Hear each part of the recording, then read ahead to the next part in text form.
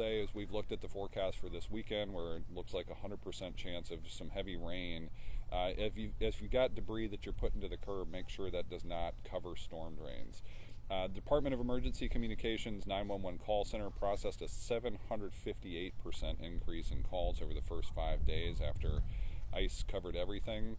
Metro Water Services has already fixed 172 water line breaks, and they actually set a new record for water demand as people were dripping faucets on January 29th.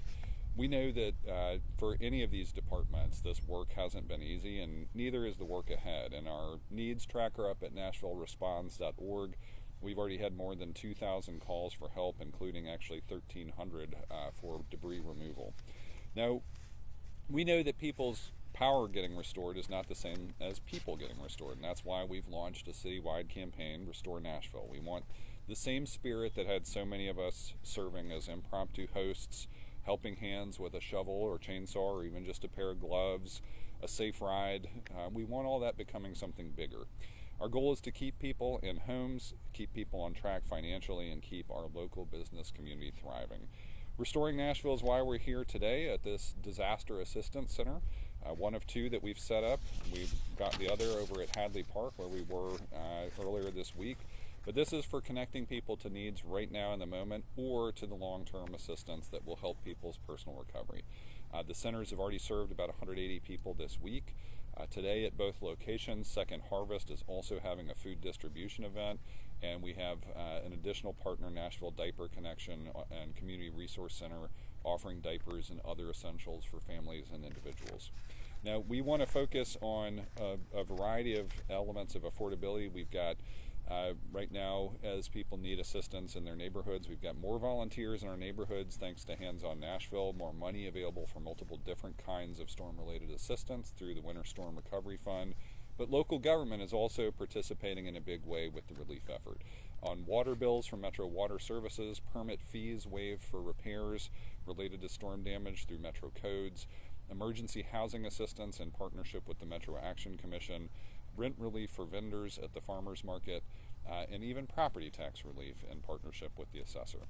Restoring the bottom line of Nashvillians is a key pillar of our Restore Nashville campaign, and anyone whose home was substantially impacted by the winter storm deserves the chance to have their property value reviewed to get property tax relief. And I'm very glad to be joined this morning by Property Assessor Vivian Wilhoit. Assessor Wilhoit, if you don't mind sharing a little bit more about what your office is doing.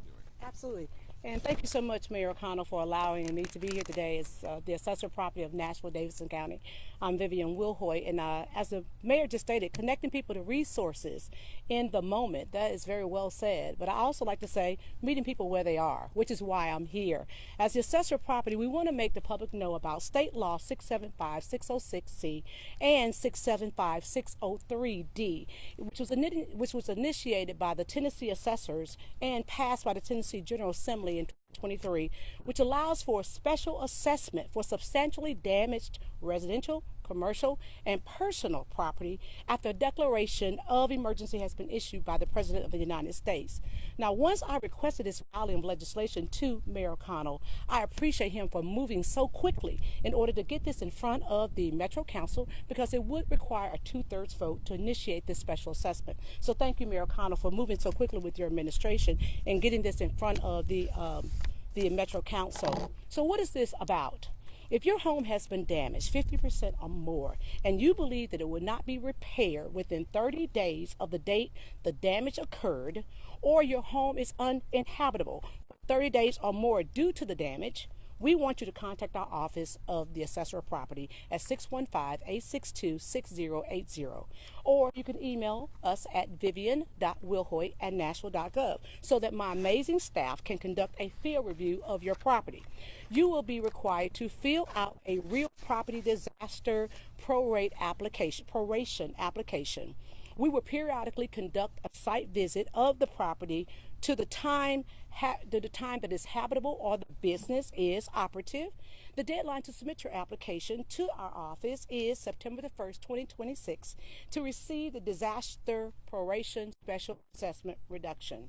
If the damages are not repaired by September 1, the standard damage proration will be apply to the property value, because there is a law already in place that requires us to do our due diligence to reduce, to assess the property if the property is not repaired or operative for a business by September 1. But we ask that you contact us. Please contact us and make us aware of the property damages that have occurred as a result of this terrible occurrence for our Davidson County of Tennessee, and we appreciate being here today. Thank you.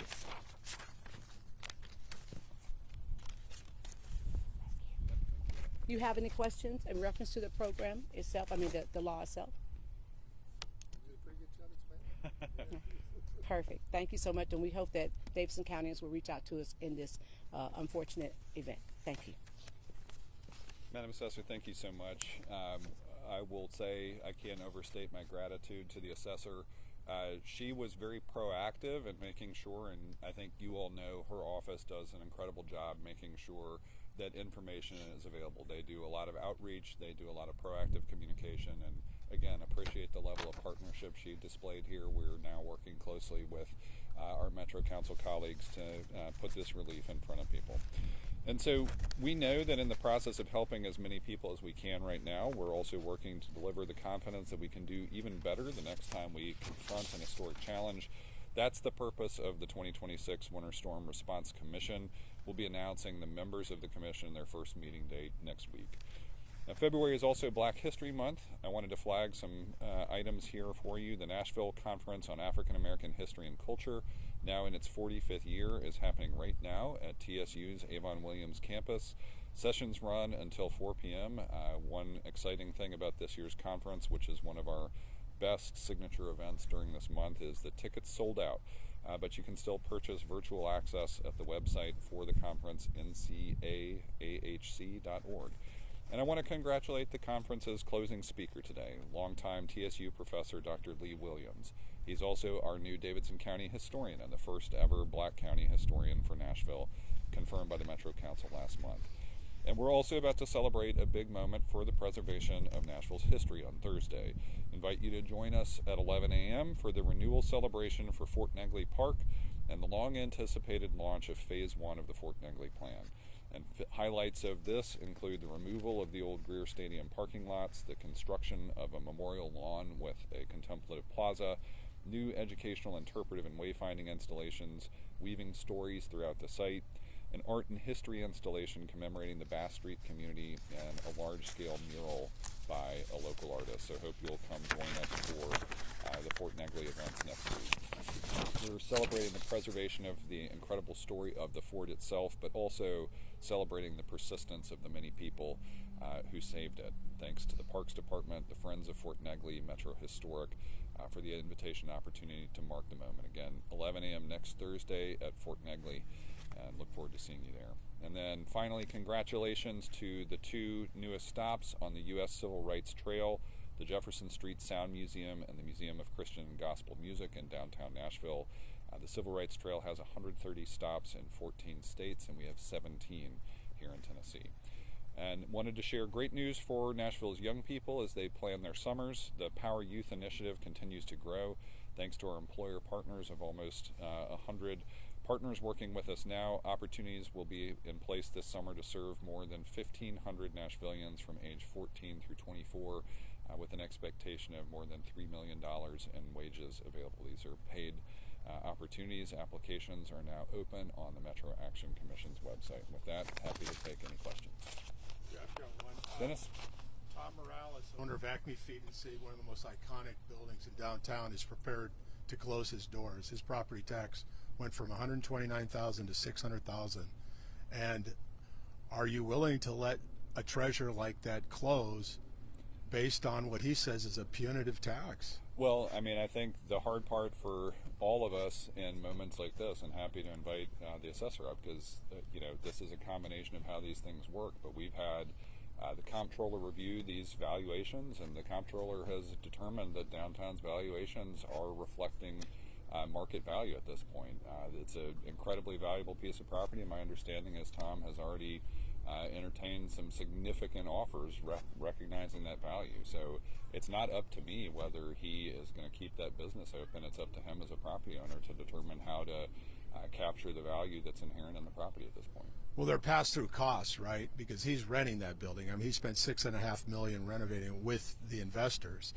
But it's different than some of these other. I mean, this is a man who saved the Loveless Cafe. This is the man who did dancing in the district. Most of the people here weren't even alive. I've known Tom for years. Right. It's been a challenge. I know he opened Fifth and Woolworth several years ago, and not all of these businesses, based on the model, based on timing in the market, are possible for survival. I know every landlord has a different approach to this as commercial property owners. Some of them have, triple net leases, and there are a bunch of different ways for this to work out. Again, I think this is a tough one because you look at businesses all along Broadway, all along 2nd Avenue. You look at the volume of transactions that are there and the prices people are willing to pay for property, and it's tough. It's competitive. It's a place where a lot of people want to be.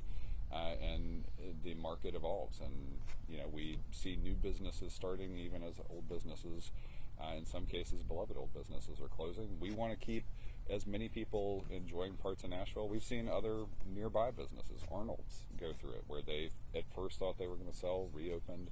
I'm sure Tom's been a creative entrepreneur for a long time, and one single business owner and a bunch of different businesses are going to find a way to thrive in Nashville. I'm confident of that. I have a two-part question for you, Sure, Mayor, Jerry. about the past few weeks. Kristen Wilson, I believe is her name, Chief Operating Officer for OEM. Chief Operations and Performance in the Mayor's office. She is not with the Office of Emergency Management. Okay. On the website, I think it says Chief Operating Officer OEM. So Okay. She's not with OEM, but happy to follow up with you on that. Then we can scratch that part Okay, of the question. sure. Maybe need to update the website. Okay. Tell us where it is. We'll figure out if there's misinformation I'll show Alex there. when we're done. Okay, sure. So is it a good idea to have the fire chief over OEM at the same time? I mean, we saw both of those agencies taxed to the limit.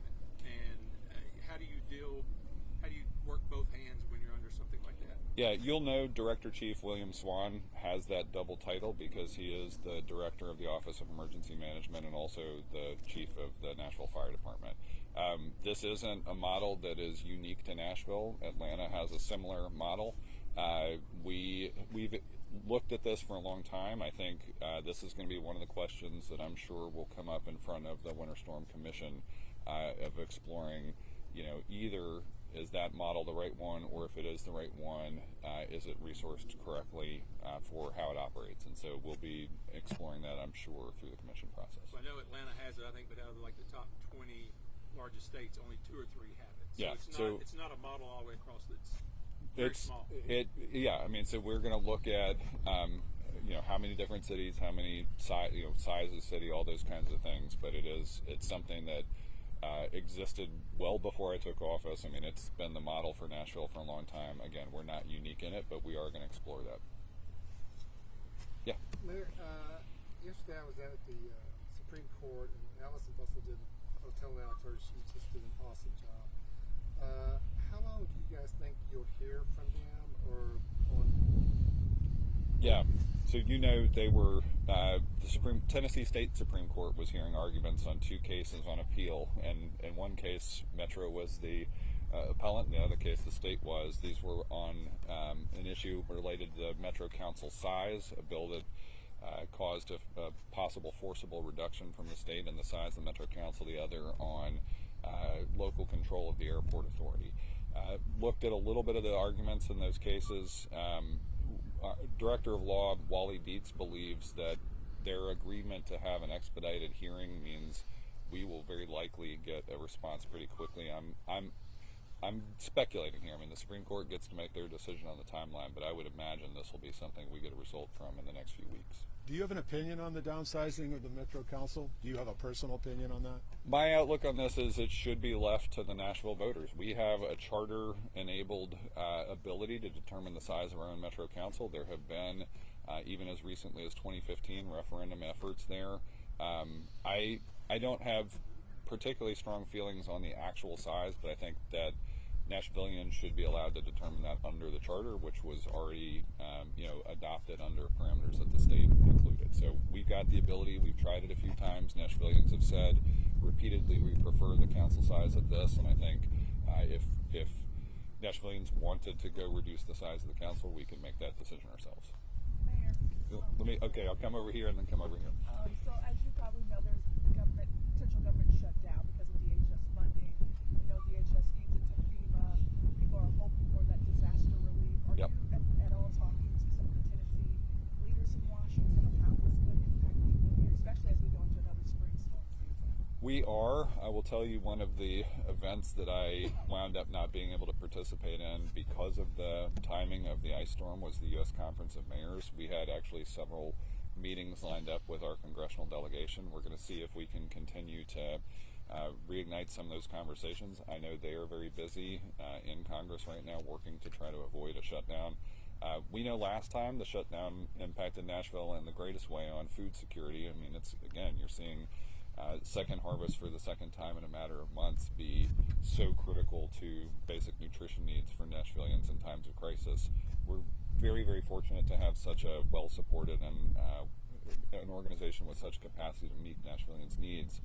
I am a little concerned about the broader impacts of the shutdown based on what we saw in the fall. Unclear yet about the FEMA impacts.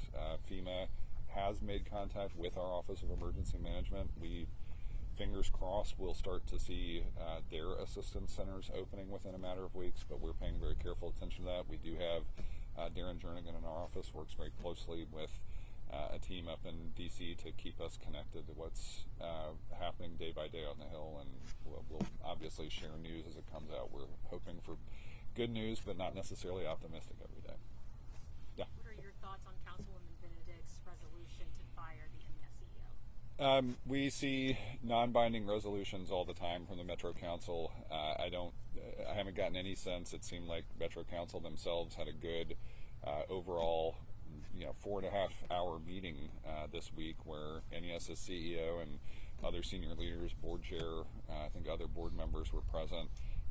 It did not seem to me in that meeting that the call from the body as a whole was moving in the direction of calling for that. I know we talked to Councilmember Benedict many, many times throughout the storm, and I think, like so many of us, there was a level of anger and frustration of being able to know and plan a little sooner. We share that. We've talked about it. I think I'm very interested in watching the board go through this independent assessment process they've seen. I'm interested in our commission playing out, and Metro Council continues to have a lot of public discussion around this. I think it's premature to go down that road. And do you think NES should continue working with Fin Partners?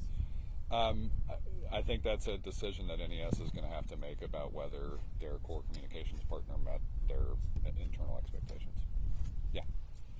Speaking of NES, have you had any more conversations with state lawmakers about possible state control or even privatization of NES?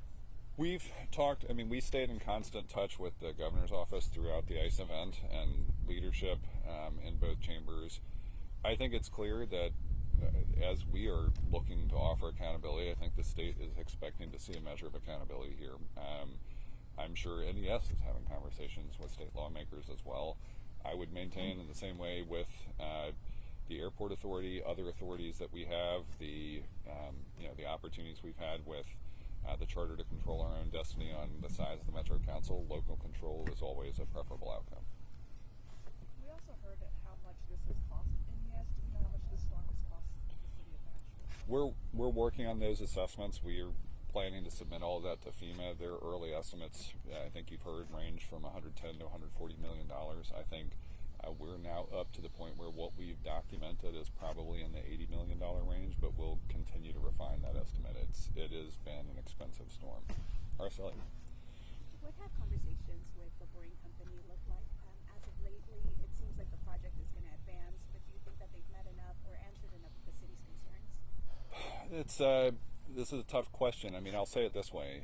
We've had Clifton Pay, and our Director of Performance Management, engage with them on a pretty regular cadence of just trying to get departmental questions answered.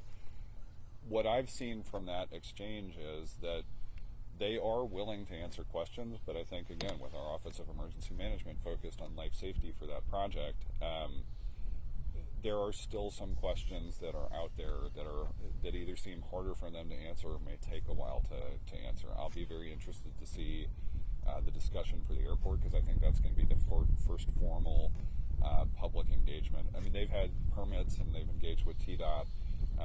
We've had a water discharge scenario for one of their drill test sites.